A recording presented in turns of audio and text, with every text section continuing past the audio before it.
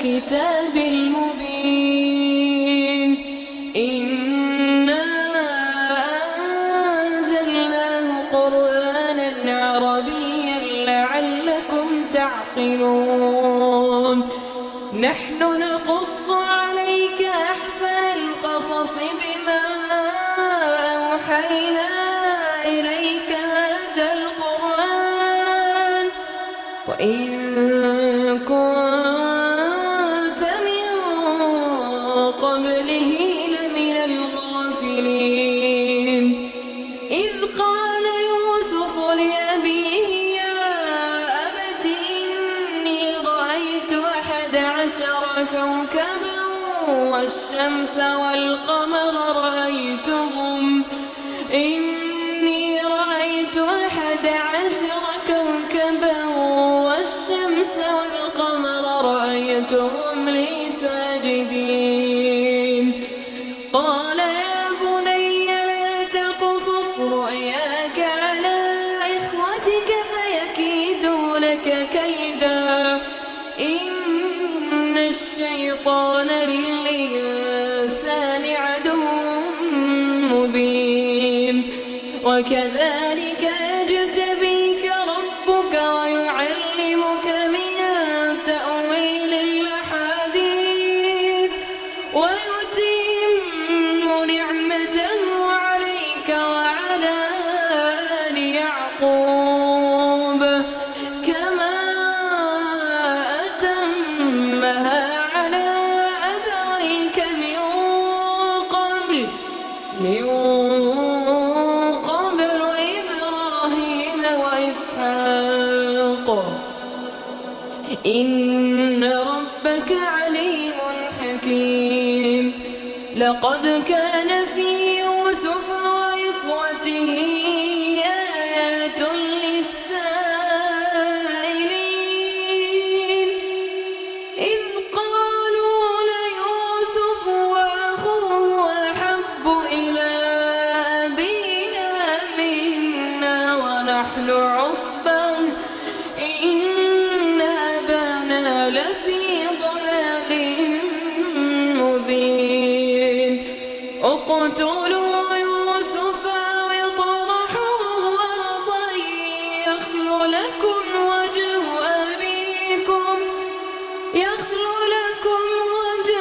أبيكم وتكونوا من بعده قوما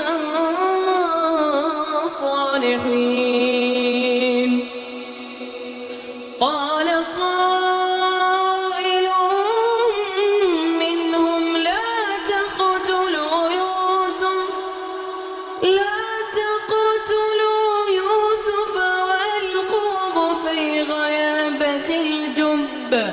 وألقوه في غيابة الجب يلتقطه بعض السيارة إن كنتم فاعلين قالوا يا أبانا ما لك لا تأمنا على يوسف وإنا له لناصحون أرسله معنا غدا يرتع ويلعب وإنا له لحافظون قال إني ليحزنني أن تذهبوا به وأخاف أن يأكله الذئب وأنتم عنه غافلون قالوا لئن أكله الذئب ونحن عصبة إنا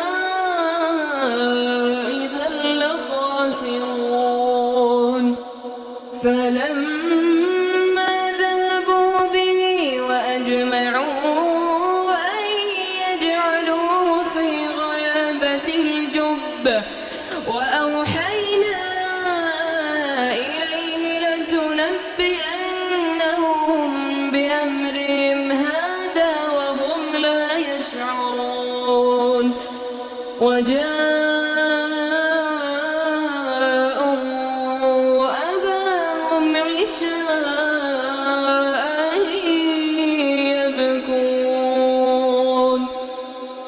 قالوا يا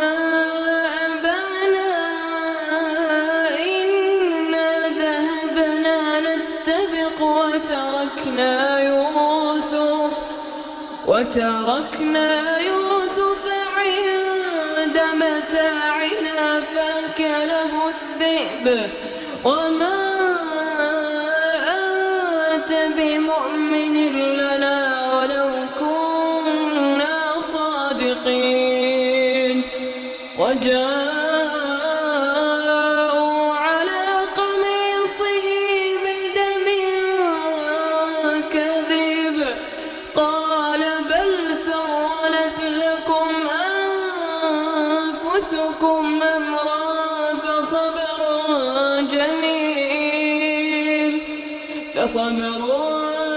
جميل والله المستعان على ما تصفون. وجاءت سيارة فأرسلوا واردهم فأدلى دلوه قال يا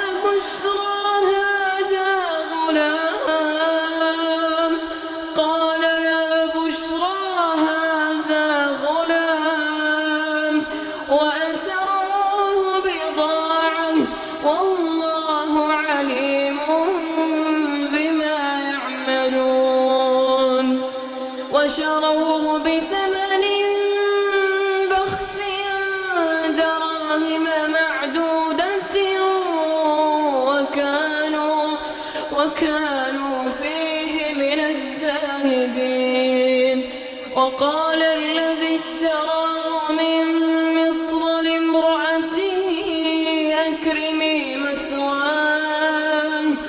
أكرمي مثواه عسى أن ينفعنا أو نتخذه ولدا. وكذلك مكنا ليوسف في الأرض ولنعلمه من تأويل الأحاديث والله غالب على أمره ولكن أكثر الناس لا يعلمون. ولما بلغ أشده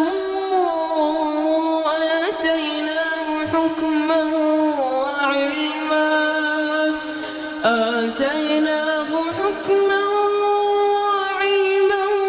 وكذلك نجزي المحسنين. وراودته التي هو في بيتها عن نفسه وغلقت الأبواب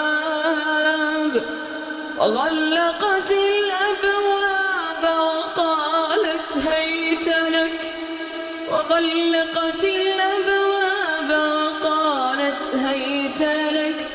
قال معاذ